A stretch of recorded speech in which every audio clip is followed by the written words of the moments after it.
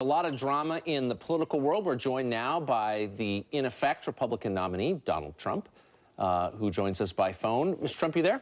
Good morning. Good morning. Good morning. So I want to run the latest poll numbers by you. This is the new Washington Post ABC News poll showing that you lead Hillary Clinton among registered voters by 2 points in the margin of error, 46 to 44. Do you expect to maintain that going forward for the next 5 months? Well, we certainly hope so. Otherwise, I wouldn't be doing it. I will tell you, I think we're doing really well. We have had some tremendous rallies. People are in love with what we're saying, and, I think we're going to do very well. I think we're going to do even better than that. She's ineffective. Bernie Sanders said she's not qualified to be president, and he meant it. And he said it because, frankly, with her decisions, you look at Libya, you look at offshoots of Libya, Benghazi, et cetera, so many different things. We could go on for days. When you look at her decisions, just bad judgment. She suffers from bad judgment. And that's Bernie Sanders saying it. I mean, he has, been rather nice to her. He didn't pick up on the emails, which I think was a big mistake. I'm going to pick up big league because, frankly, she shouldn't even be allowed to run for president. But she has bad judgment and, therefore, should not even be qualified to run as president. She went after you last night. I'm sure you saw when she was down there in Fort Lauderdale, Mr. Trump, she was down there speaking at that Trayvon Martin Foundation, and she said this about you. Listen.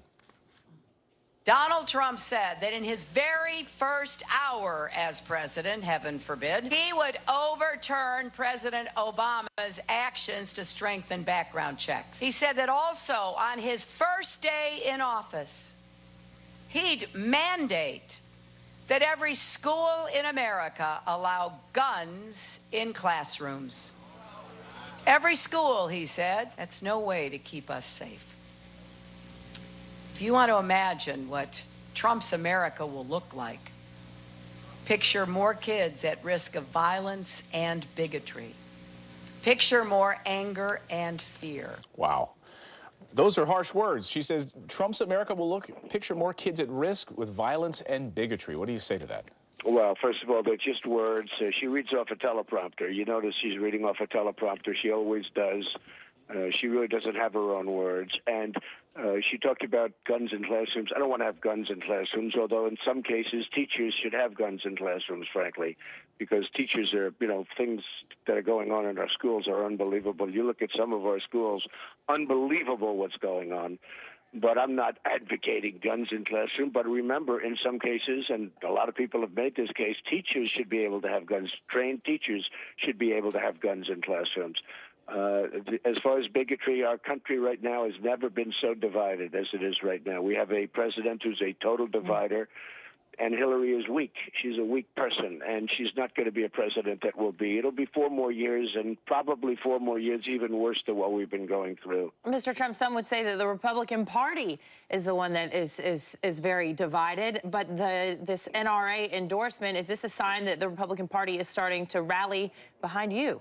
Well, I was really honored to get this endorsement, Anna. I went there. I was the keynote speaker, and I went to make a speech, frankly, to the NRA. We had a tremendous crowd. I don't know, it had to be close to 10,000 people. And they were giving standing ovations for every other sentence. It was an amazing, energized crowd. And before I went out, they announced that they were endorsing me, and I believe they've never done that to a candidate that hasn't even gone through the convention yet. We have a convention coming up in a little while, right? And we haven't gone through the convention. They've never done this before, and in some cases, they don't even endorse. They're a tough endorsement. Probably the most powerful endorsement in all of politics. So I was honored by it, not for that reason. I was honored because they are really tremendous American people. These are great Americans. They love the country. They want, beyond guns, they want our country to be great again. They want America to be great again. I mean, it's like my theme. And I was very honored to get it. I didn't know about it, and I found out about it just before I went up to speak. So speaking was very easy because you felt good. So I'm sure you read the New York Times this morning. It's your hometown paper. You're an avid fan, of course. They have a list of Republican donors, guys who've given millions in the past to Republican candidates, who say they're not supporting you. I'm sure you know all of them. Paul Singer's on there. The Ricketts family is on there. Under no circumstances, they say, are they giving you money. Do you care? What does this mean for your No, I campaign? don't care at all. These are people that won't have access to the White House, and they understand that. They're not going to be able to tell me what to do like they do every other candidate. They endorse people like Jeb Bush. They would have had total control over Jeb. They would have had total control over many of the other people. Many of these candidates, as you know, endorsed me. Now, as far as the Ricketts family, I don't know the Ricketts family, but I do know Pete Ricketts, and he's the governor of Nebraska. And he endorsed me, and in fact, he introduced me at my speech when I was in Nebraska. And he's a great guy, by the way, really a good guy and a good governor, doing a really good job. So I don't know when they talk about the Ricketts family, they can't be talking about all of it because Pete endorsed me, the governor. Well, in this article, they point out that there's some contention. Well, let Donald Trump fund it himself. If he says he's a billionaire, then let him fund it himself. Bernie Sanders also taking you to task on whether or not you're a billionaire. Listen to Bernie Sanders. I want you to respond. The American people also understand that Donald Trump cannot and will not ever become president of the United States.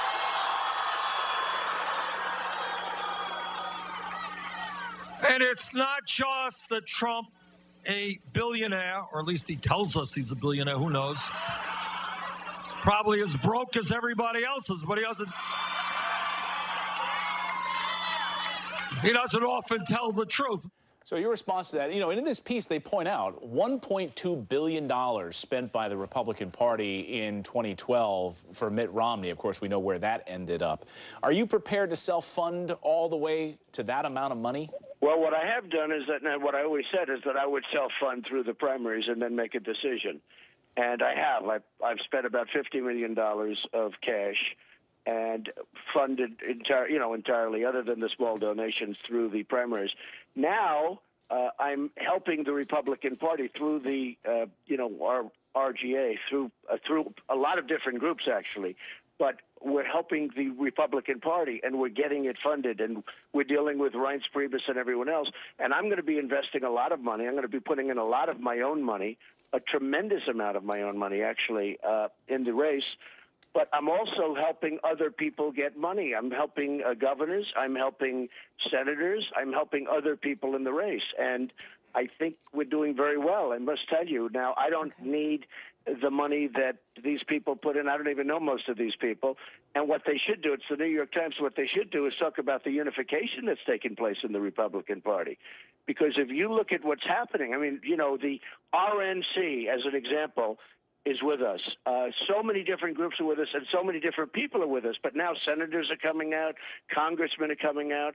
There's tremendous unity happening in the party, and that's really been the big story.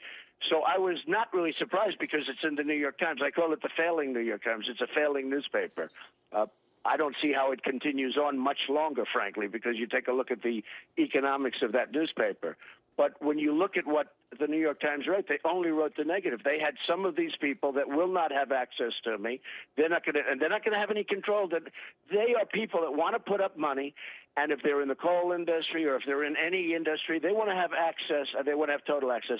I'm going to take care of our industries properly, like as an example, energy and coal and other industries. I don't need people telling me what to do. They have totally lost their access, and they know that with me, and that's the only reason they're not putting up. Do you think that the effective donors has changed the Republican Party's views on immigration? So the party leadership is basically for open borders and has been for a long time. Party voters are not.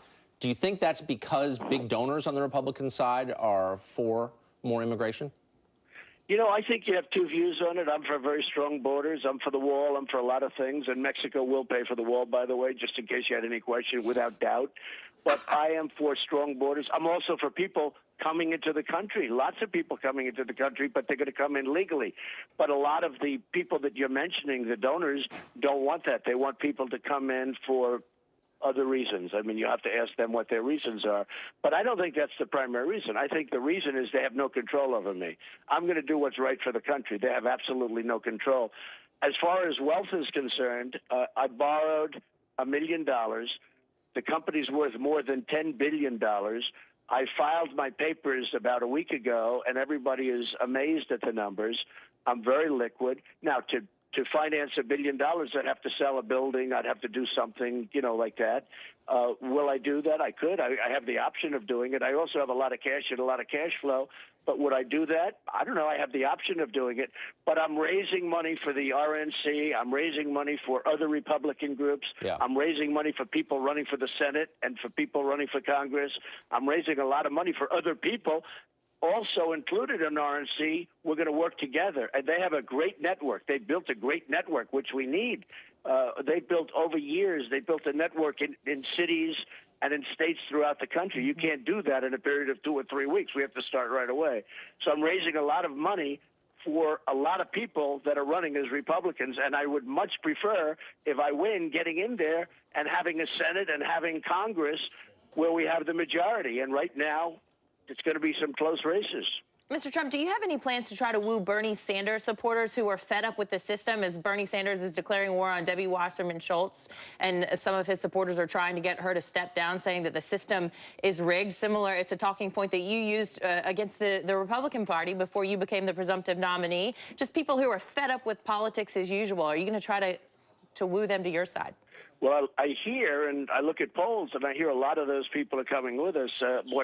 What I saw as a poll, I think it said 38% or something thereabouts in West Virginia, that if Hillary ran in West Virginia, as an example, I would get 38% of the people, that Bernie Sanders people would come with us. And that's a tremendous amount. I mean, we would get a tremendous amount of people, but I'm hearing it's in the 30s, and maybe it's, I've seen different numbers, obviously, for different places, but some of the numbers are very high. So a lot of the Bernie Sanders voters, they do not like Hillary Clinton. They don't respect her.